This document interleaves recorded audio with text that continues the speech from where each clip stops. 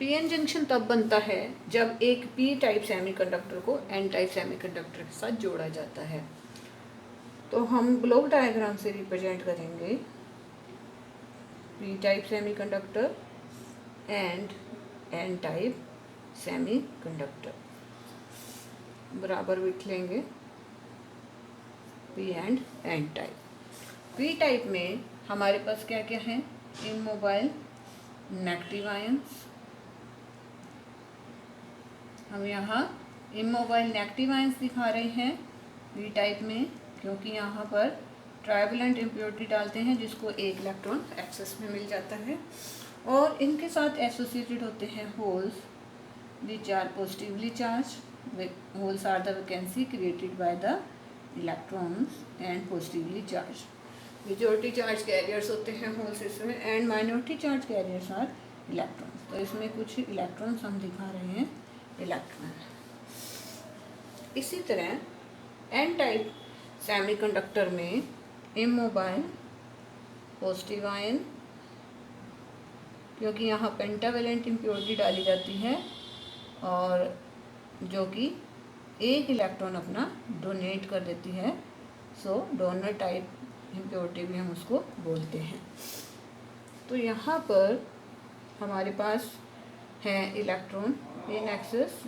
Electron को हम dot से ही दिखा लेते हैं बजाय इलेक्ट्रॉन ई लिखने के। डॉट से मैं दिखा रही हूँ। डॉट इलेक्ट्रॉन की हैं और होल के लिए सर्कल। माइनॉरिटी में इसमें होते हैं सर्कल।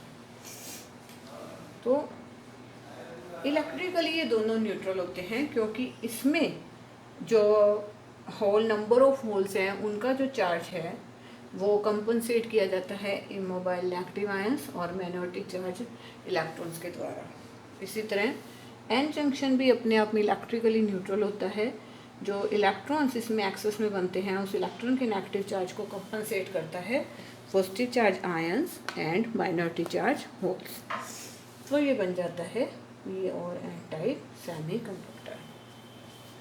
जैसे ही पी और एन टाइप सेमीकंडक्टर को जोड़ा जाता है तो जंक्शन के पास यहाँ जो होल्स और इलेक्ट्रॉन्स होते हैं वो कंबाइन करना शुरू कर देते हैं। They start diffusing across the junction.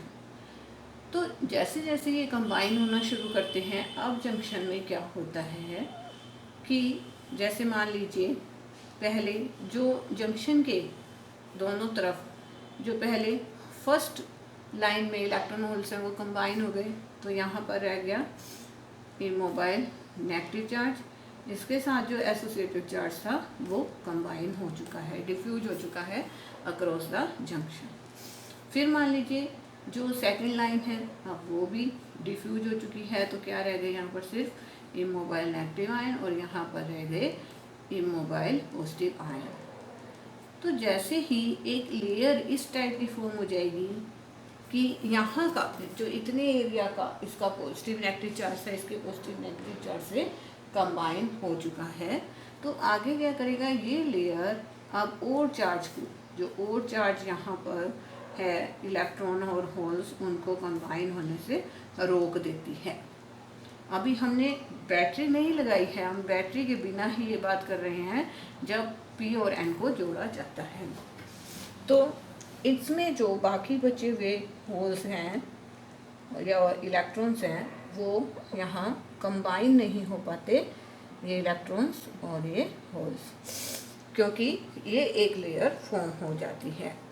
तो ऐसा क्या हुआ इस लेयर की वजह से कि इसने आगे चार्ज को नहीं जाने दिया। इस लेयर में देखिए ये इमोबाइल नेगेटिव आयन है, ये पॉजिटिव आयन है, तो इनका एक इलेक्ट्रिक फील्ड सेटअप हो जाता है इस डायरेक्शन में। ये इलेक्ट्रिक फील्ड सेटअप हो गया पॉजिटिव टू नेगेटिव। इसी तरह इन सब का इलेक्ट्रिक फील्ड सेटअप हो जाएगा फ्रॉम पॉजिटिव टू नेगेटिव। अब जब ये इलेक्ट्रिक फील्ड सेटअप हो गया तो इस इलेक्ट्रिक फील्ड को जंप करने के लिए इनको एनर्जी की ज़रूरत पड़ेगी, जो इसमें होल्स और इलेक्ट्रॉन है और जो इसमें होल्स और इलेक्ट्रॉन्स है, क्योंकि इतनी हाइट को जंप करना पड़ेगा। इस लेयर में ये जो लेयर है जिसकी मैं यहाँ पर विड्थ दिखा रही हूँ, इस लेयर को हम डिप्लीशन लेयर कहते हैं। क्योंकि डिप्लीशन मतलब खाली। इसमें क्या चीज़ खाली हो गई है, क्या चीज़ है जो इसके अंदर इस वक्त प्रेजेंट नहीं है, दैट इज़ नो होल्स और इलेक्ट्रॉन्स। अब इस लेयर में कोई भी होल और इलेक्ट्रॉन प्रेजेंट नहीं है, so that's why this is known as depletion layer. जो ये इसकी फिजिकल डिस्टेंस जो इस लेयर का यहाँ से यहाँ तक होगा, that is known as the width of this layer, width होगी। And this is also known, इसमें एक इमोबाइल नेगेटिव और पॉजिटिव आयंस है, so that's why this layer is also known as space charge region. ये जो reason है इतना, इसको स्पेस चार्ज रीजन भी बोलते हैं, क्योंकि इसमें पॉजिटिव और नेगेटिव आयंस है।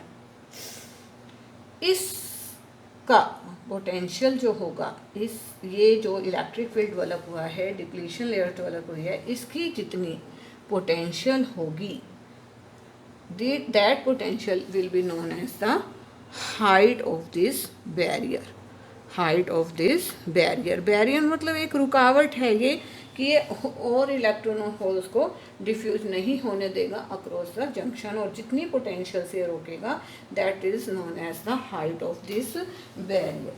तो ये एक डिफरेंस ऑफ पोटेंशियल आ गया from one side of the junction to the other side. And ये जो पोटेंशियल बैरियर है, ये सिलिकॉन में बनता है।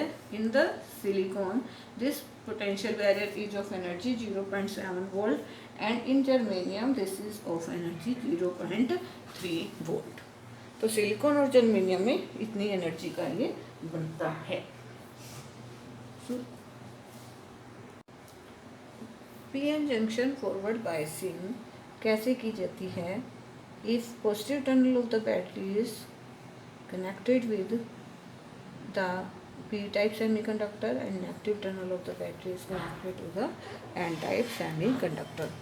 तो जैसे ये p-type पॉजिटिव से कनेक्ट किया जाता है, तो ये जो इलेक्ट्रिक फील्ड एक सेटअप करती है ये battery, this is in the opposite direction of the internal electric field at the junction. इस जंक्शन पर जो ये पोटेंशियल है, विच इज़ द, इस पोटेंशियल को हम क्या कह रहे हैं, हाइट ऑफ दिस बैरियर।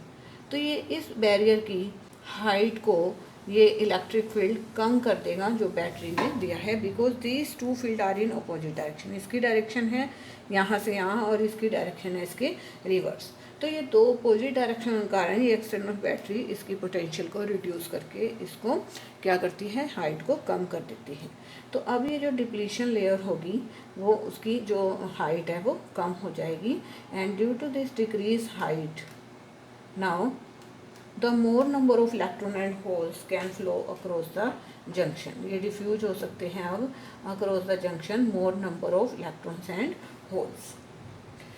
तो और साथ ही इनको जो ये डिफ्यूज़न को मतलब कि एक स्पीड जो देगा इलेक्ट्रॉन होल्स को इतनी हाइट को जंप करने के लिए, डिफ्यूज़ होने के लिए, वो भी बैटरी प्रोवाइड करेगी। This positive terminal of the battery से क्या होगा कि इनकी पोटेंशियल जो है इंक्रीज हो रही है, एक्सेलरेशन हो रहा है इलेक्ट्रॉन का, जिसके कारण they can diffuse across the junction. तो these electrons will diffuse across the junction. हर एक रिकम्बिनेशन को कंपनसेट करने के लिए क्या होगा कि ये जो पॉजिटिव टर्मिनल है, ये रिकम्बिनेशन जैसे ही हुआ फिर इलेक्ट्रॉन और होल का, तो एक इलेक्ट्रॉन हर बार जो नेगेटिव टर्मिनल है बैटरी के नेगेटिव टर्मिनल से निकलकर इलेक्ट्रॉन जो है वो एन टाइप में चला जाएगा। हर बार एक इलेक्ट्रॉन एन टाइप मटेरियल में पहुंचेगा और ये इलेक्ट्रॉन ड्रिफ्ट होगा जंक्शन की तरफ से, ड्रिफ्ट होकर कहाँ तक पहुँच जाएगा, टू दीज होल्स। इन होल्स के साथ कंबाइन होने के लिए डिफ्यूज हो जाएगा अक्रॉस द जंक्शन। इसी तरह पी टाइप मटेरियल के नियर जो ये पॉजिटिव टर्मिनल है बैटरी का, इसके कारण इसके अंदर जो इलेक्ट्रॉन हैं उनको पोटेंशियल मिलेगी और ये इलेक्ट्रॉन हर बार एक कोवलेंट बॉन्ड को ब्रेक कर देंगे, जिसके कारण एक होल क्रिएट होगा, ताकि ये जो प्रोसेस है वो कंटिन्यूसली चलता रहे, वो टूटे ना, यहाँ पर चार्ज कैरियर्स की कमी ना हो। तो ये प्रोसेस लगातार चलता रहेगा कि यहाँ से बैटरी के नेगेटिव टर्मिनल से इलेक्ट्रॉन निकल कर एन टर्मिनल में जाएगा, डिफ्यूज़ होगा across the junction, in holes से कंबाइन हो जाएगा। होल्स की कमी को पूरा करने के लिए इसमें जो इलेक्ट्रॉन है ये बैटरी के पॉजिटिव पोटेंशियल से अपनी एनर्जी को इंक्रीज करते हुए हर बार कोवलेंट बॉन्ड को ब्रेक कर देंगे, और जिसके कारण यहाँ पर इलेक्ट्रॉन और होल्स जो हैं वो बनते रहेंगे। तो इसमें इलेक्ट्रॉन बनेंगे एक्स्ट्रा, वो बैटरी के पॉजिटिव टर्मिनल तक पहुँचेंगे और यहाँ से इलेक्ट्रॉन निकलकर इस तरह से यहाँ जाएंगे। तो P में हमें किसका मूवमेंट दिखाई देगा, होल्स में, और N में हमें किसका मूवमेंट दिखाई देगा, इलेक्ट्रॉन्स का। तो एक करंट कंटिन्यू हो जाएगा कि जो एन टाइप मटेरियल है उसमें मूवमेंट इलेक्ट्रॉन्स का होने के कारण, और पी टाइप मटेरियल में होल्स का मूवमेंट होने के कारण एक कंटिन्यूस करंट इसमें फ्लो होता रहेगा। अगर हम बैटरी की वोल्टेज बढ़ा देंगे तो बैरियर पोटेंशियल और ज़्यादा रिड्यूस हो जाएगी, ज़्यादा से ज़्यादा मेजॉरिटी चार्ज कैरियर्स जो हैं जंक्शन के क्रॉस बन सकेंगे, जिसके कारण जो करंट है इस पी एन जंक्शन में वो इंक्रीज हो जाएगा।